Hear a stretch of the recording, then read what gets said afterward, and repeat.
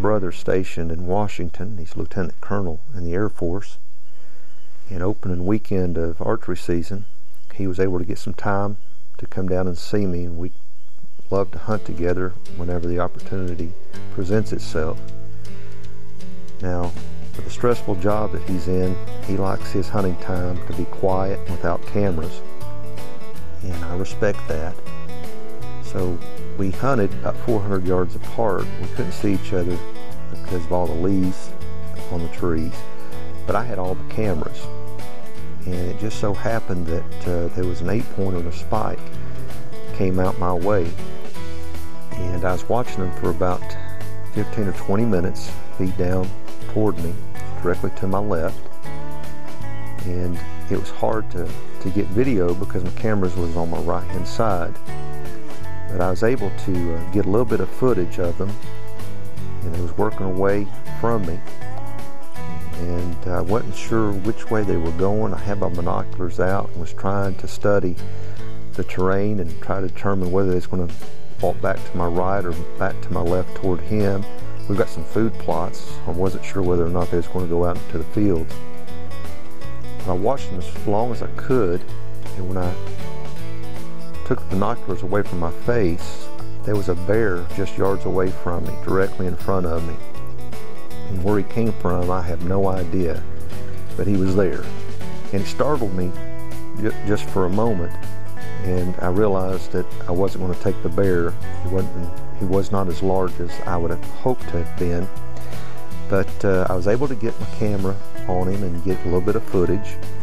I texted my brother and told him to be on the lookout, that there was a bear coming his way, and that there was an 8-pointer and a spike somewhere between the two of us. And about 10 minutes later, I guess, he got a hold of me and told me that he had hit the 8-pointer and had broken it down. He wasn't sure where he hit the deer, because at the time of the shot, the deer jumped the string. Shooting a crossbow can be quite loud, but either way, we knew he had hit the deer, and we gave it about an hour before picking up the trail. It wasn't hard to trail the deer. There was blood everywhere. It looked like he was pouring it out of a paint bucket. And we trailed the deer less than 100 yards and walked upon the deer, and the deer had been broken down. It was still alive and required a follow-up shot.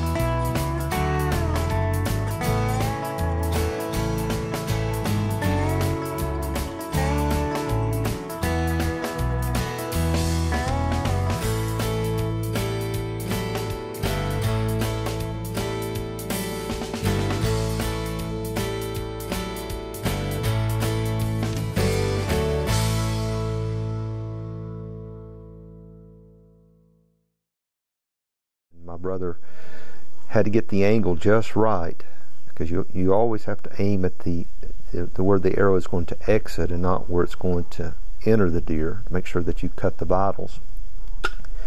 Either way, he made a good shot on the deer, and a few minutes later we had a nice 8-pointer down. After a few high fives and a hug or two, I broke out my cameras and started taking pictures, and got some great still shots for him, so he can put it in an 8x10 frame and maybe hang it in his office. But it's good to have family and friends to enjoy the great outdoors. You know, hunting is not just about killing. Killing is a part of hunting, but it's not the only thing that makes hunting great. Having somebody to share it with means a lot more than just going out and killing something. But enjoy your family and friends, and if you can, invite somebody to go hunting with you so they too can make memories that may last a lifetime.